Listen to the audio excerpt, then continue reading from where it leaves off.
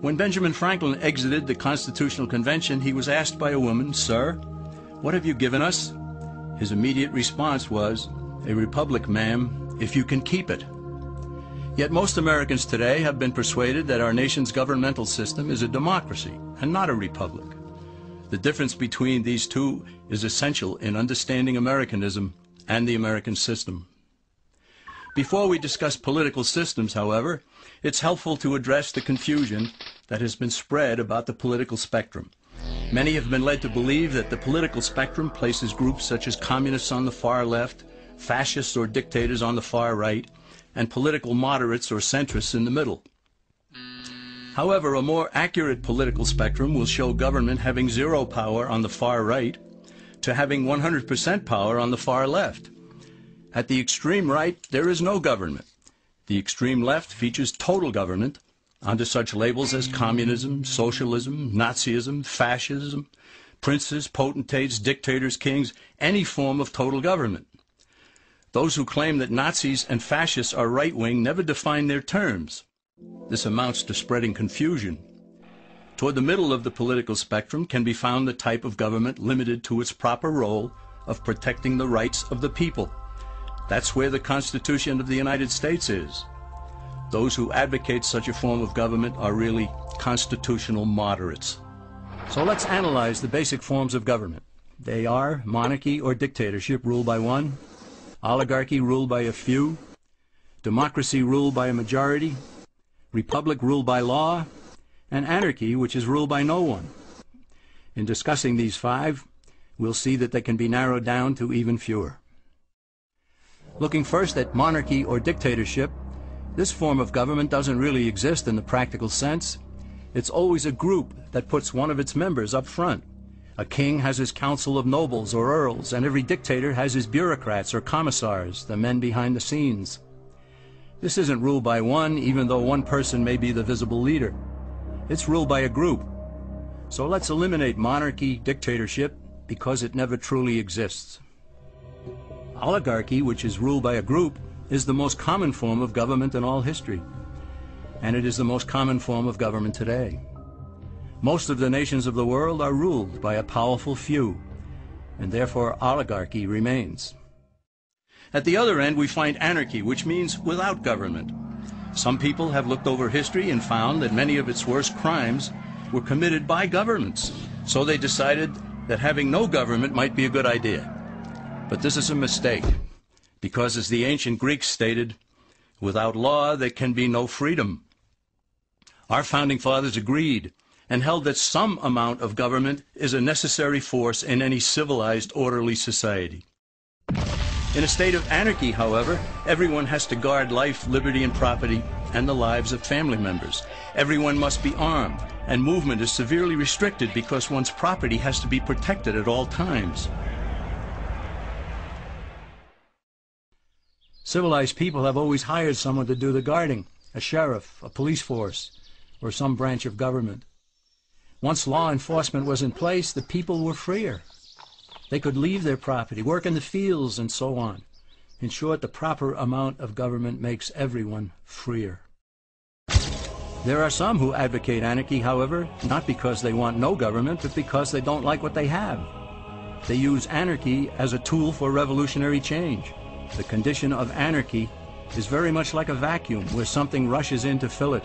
These calculating anarchists work to break down the existing government with rioting, killing, looting, and terrorism. Tragically, the people living in such chaos often go to those best able to put an end to it and beg them to take over and restore order. And who is best able to put an end to the chaos? The very people who started it. The anarchists who created the problem then create a government run by them, an oligarchy, where they have total power. This is exactly what happened in Russia that led to Lenin taking total power, and in Germany where Hitler's brown shirts created the chaos that brought him to power. But anarchy isn't a stable form of government. It's a quick transition from something that exists to something desired by the power-hungry. It's a temporary condition, and because it isn't permanent, we eliminate it as well. The word democracy comes from two Greek words, demos, meaning people, and kratein, meaning to rule. Democracy, therefore, means the rule of the people majority rule.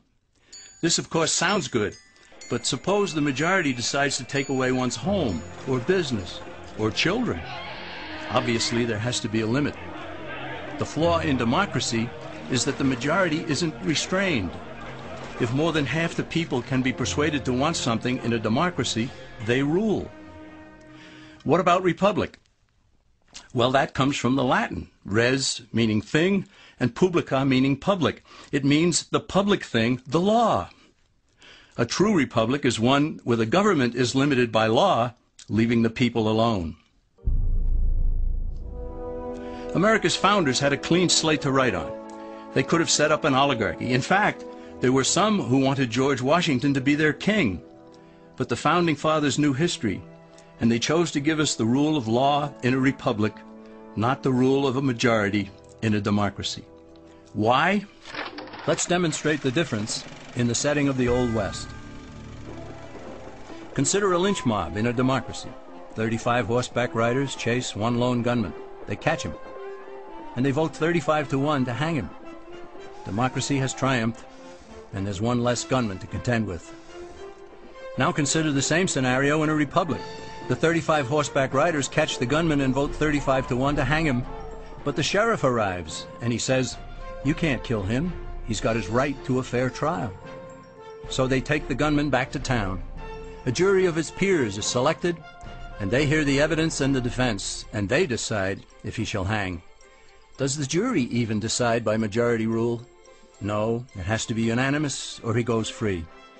The rights of the gunman aren't subject to majority rule but to the law. This is the essence of a republic.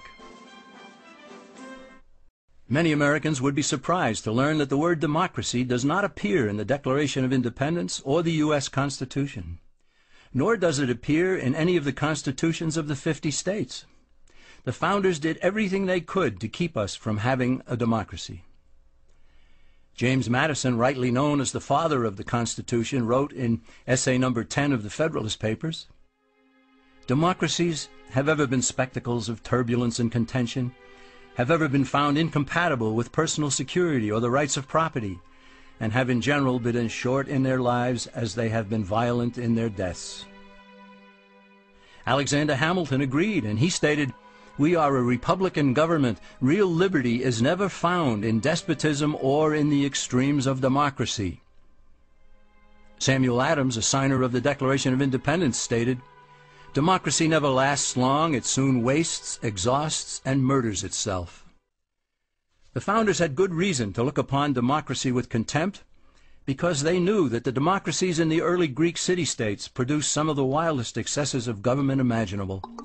In every case, they ended up with mob rule, then anarchy, and finally tyranny under an oligarchy.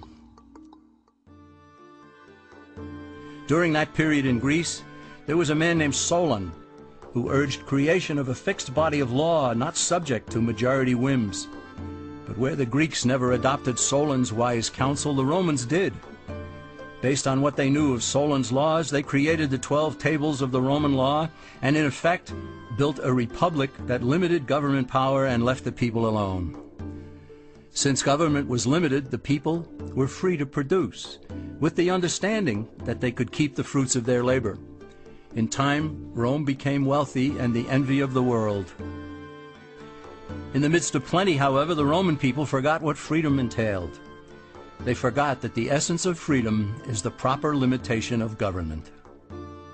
When government power grows, people freedom recedes. Once the Romans dropped their guard, power-seeking politicians began to exceed the powers granted them in the Roman Constitution. Some learned that they could elect politicians who would use government power to take property from some and give it to others. Agriculture subsidies were introduced, followed by housing and welfare programs. Inevitably, taxes rose and controls over the private sector were imposed.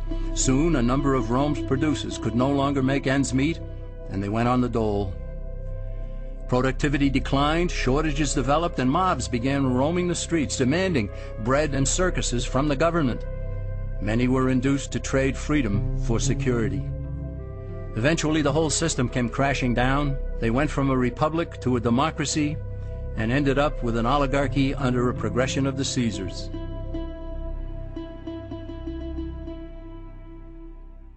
Thus, democracy itself is not a stable form of government.